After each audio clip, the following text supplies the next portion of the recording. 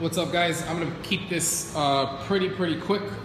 We're gonna go ahead and we're gonna get started. So this is one of our new guys, Doc. Doc is kind of like a veteran.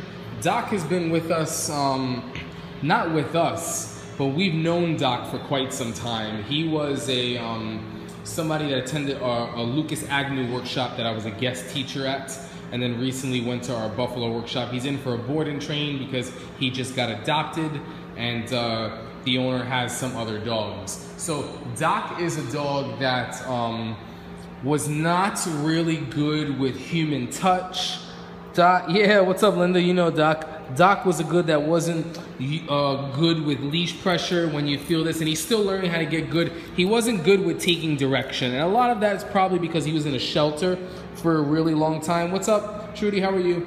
And the shelter that he's in, I would imagine that anybody that worked with him, there was no consistent dialogue, there was no consistent conversation. So we have him getting really good on this. He's walking with the other dog that he lives with, Jake, who's downstairs. And one of the big reasons that the both of them are here is because, come on, bud, is because, well, do your board and trainers only eat when training? Yes, they do. So one of the reasons why Doc is here is because he needs a little bit of advocating and helping. He's a softer guy, he's more nervous. Obviously you can see he's pretty overweight. That is probably from since he's been here that we see a little bit of a waistline, but overall he's not the healthiest, but he's a little bit of a senior dog, so we're gonna get him kind of into things, and all we're doing is just teaching him basically how to SIT, which he knows, and then saying good, walking over to try to feed, and he'll pretty much turn his head. He has no interest right now. Here's the big thing that's important. If he doesn't want to eat from us, that's fine, right? Now, if it's gone for an entire week, what I might do is I might give him a bowl that will be in his crate just so he can finish, like, or just so he can finish a bowl and get that in his system. But if he's not eating right now, I'm cool with that because he's expecting, like, he's not used to kind of working. He's very uneasy when I give my hand that has food. He will pretty much turn his head. So I want to show you this guy's now because I want to show you the difference as he starts to kind of get into the swing of things. Do I expect him to be a through-the-roof, exuberant, over-the-top, excited senior dog? No. I mean, because this is kind of his demeanor, but I do expect him to be accepting food. Now, there's a couple of things. This is a guy, what's up, Doxter? This is a guy that has a very big issue with a lot of people and their body language and taking direction. As a result, a lot of people were too soft with him. This is also a dog that people were also too rough with. So we're trying to find that balance. In the beginning, it's really showing him what to do, but also not putting up and tolerating with when he lunges at someone when they're trying to open the crate, or just for kind of simple stuff. So we're teaching him leash pressure. We're also teaching him that what he learned at his shelter of basically if we're walking and he just stops and we apply, that we shut pressure off. We're basically showing him that walking toward pressure, right there is pretty good. Right there again is what shuts pressure off. And then also if I ask for the SIT through the leash, good, we're gonna teach him these markers. Now I continue to give him, that was a little bit of interest that I saw there. Let's go. All I'm gonna do is work him a little bit. Just had him outside, he just peed and pooped, good. And you see there's no interest. You have a dog who turns his head. Within the next couple of days, this is actually going to change. So I wanted to capture it and I wanted to film it for you guys now, right? Sit. Good. Almost a little bit, oh man, sorry, I wasn't looking at the camera. I realized that you guys didn't really see that. But it actually looks like he might eat here. Let's see. Let's go, bud. And I think he's maybe eaten one meal. Sit. Good, maybe two. There we go, all right. So I actually wasn't expecting, good job. I wasn't expecting to see this in this session. The point of this session was to simply show you guys that if you have a dog that doesn't eat, it's all good.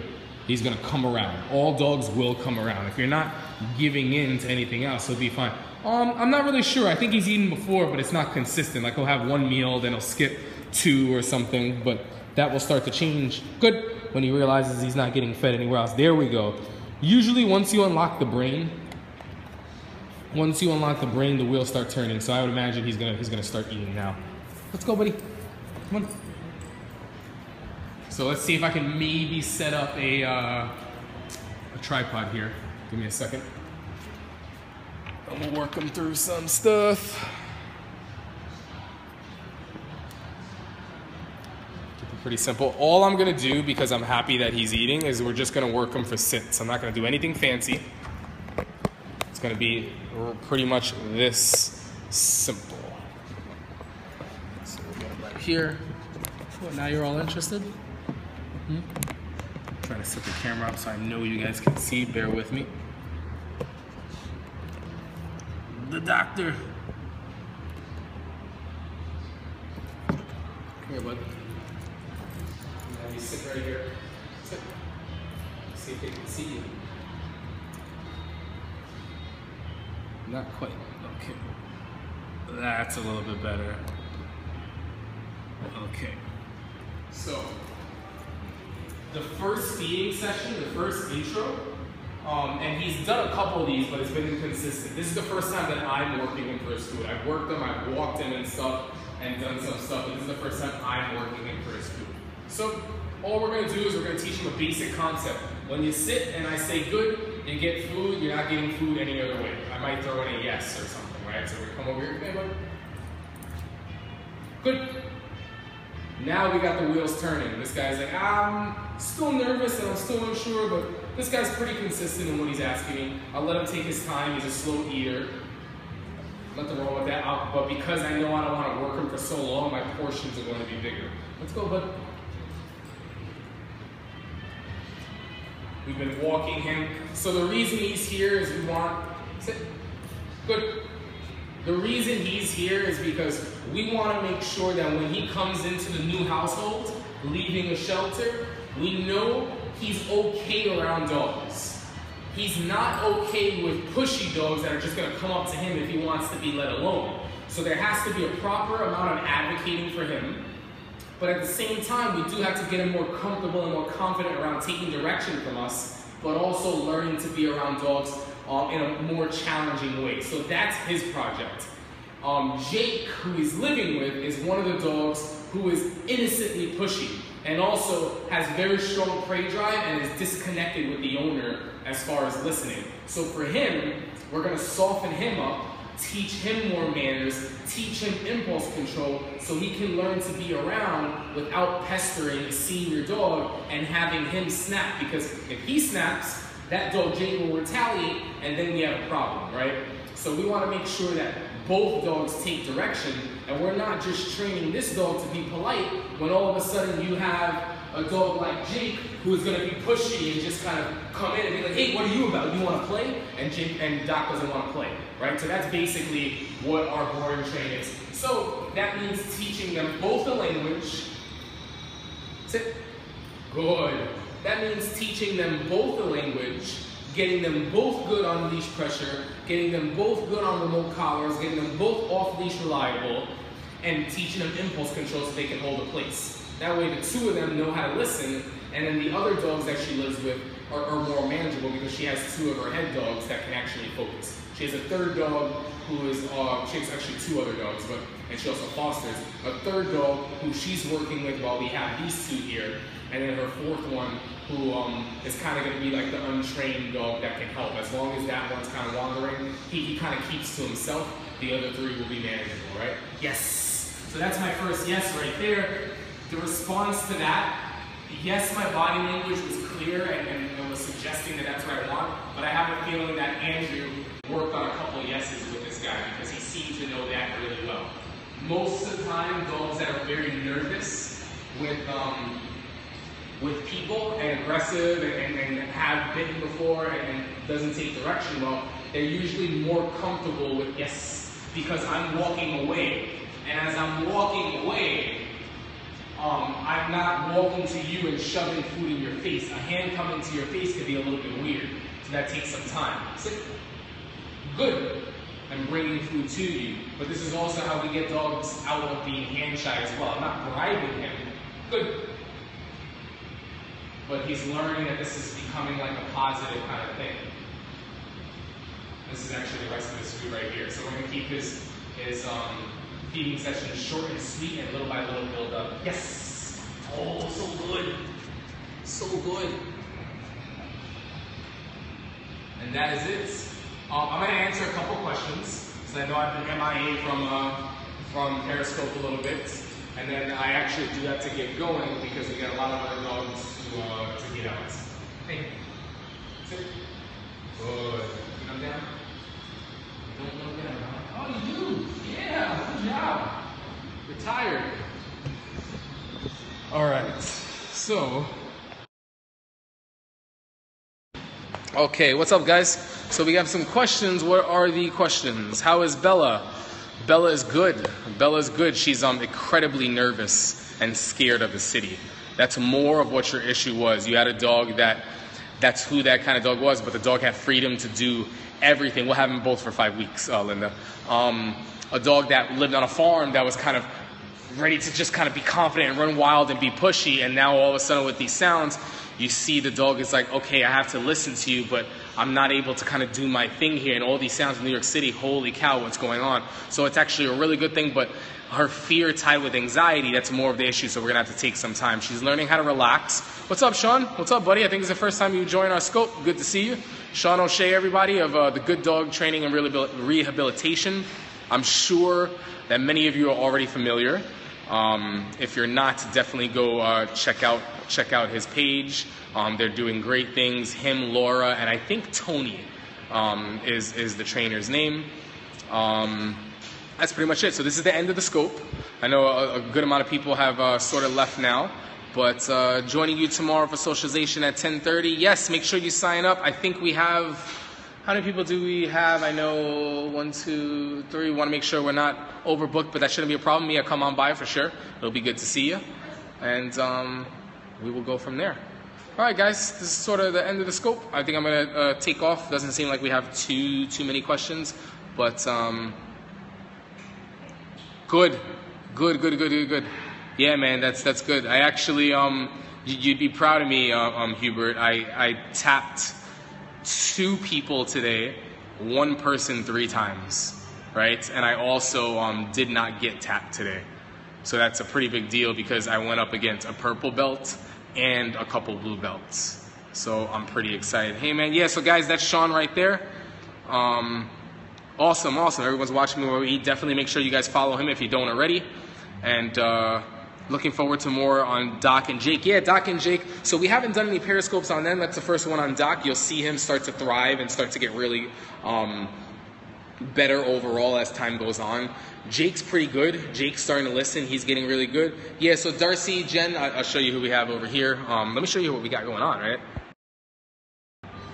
So for those of you that are just joining, because I know a lot of people just left, we got Doc hanging out with us. We got Jen over there. Say hi, Jen. We got Willie and Rolo. You can start getting ready to work them. We got Soko over there in the corner, and then we got Dizzy, who's passed out. And then I got a couple dogs downstairs that I got. Who else do I have to feed? I have to feed Bella. Is it just Bella? All right.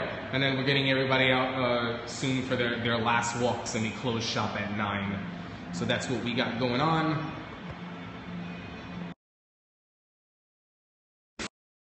I had it. There's my ugly face. All right, I'm back. So we have a lot of things that are going down. We have episode 31 of Dog Behavior Question Tuesday just went out. I'm going to Dominic Dog Collar. Hold that question for a second, Mr. Six. Episode 31 of Dog Behavior Question Tuesday on our YouTube channel just went up. We're going to post on our Instagram page, ask your dog behavior question here this weekend, either Saturday or Sunday for this Tuesday's episode, which is episode 32. We just posted our first blog, The Value of Positive Reinforcement. That's up on our website, dctk9.com. What else do we have? We just put out, is Echo still on the bark collar? Yes, Echo is still on the bark. You're going to want to keep him on. He's not barking a lot anymore, but you want to keep it on to build a habit, right? That's very, very important. What else do we have? Yeah, lots of good things. We have a new video out on leash pressure that I think is very valuable and important for people. And then we have another one that I just have to put the finishing touches on editing that. I want to get that done by Sunday the latest. So by Monday the latest, we will have another new video out on that same dog that we did the leash pressure with. and it's going to be very Periscope-esque, very not edited, very minimally edited. So the next one, yeah, thanks if you got to see it, Mr. Six.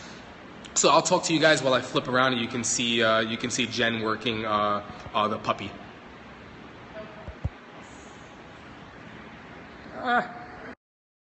We're gonna look to kind of get a blog done once a week.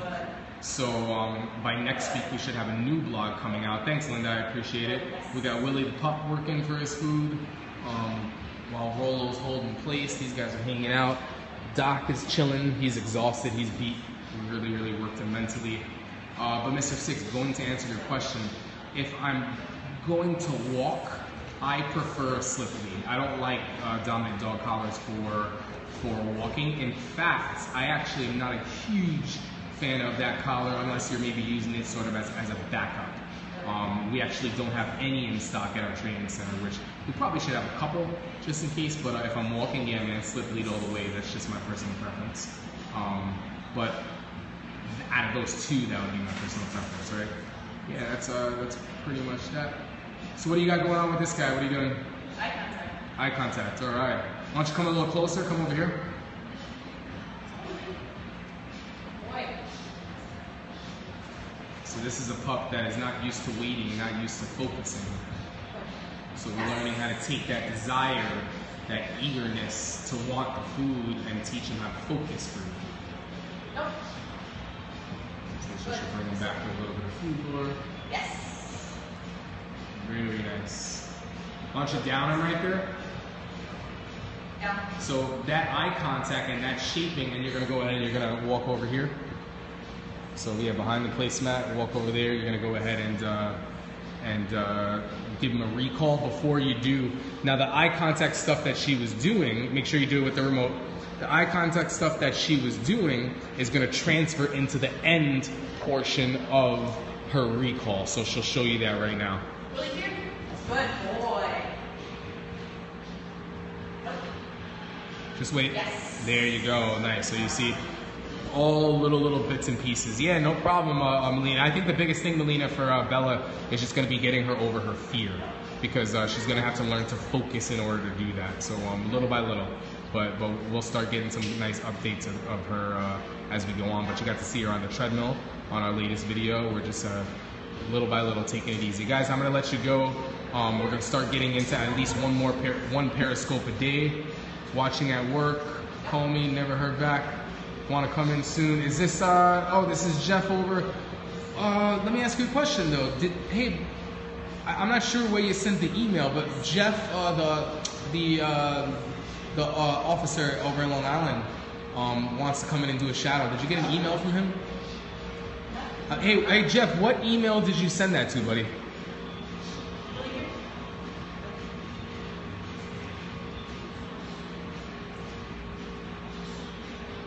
On the website. Apparently he sent a website inquiry.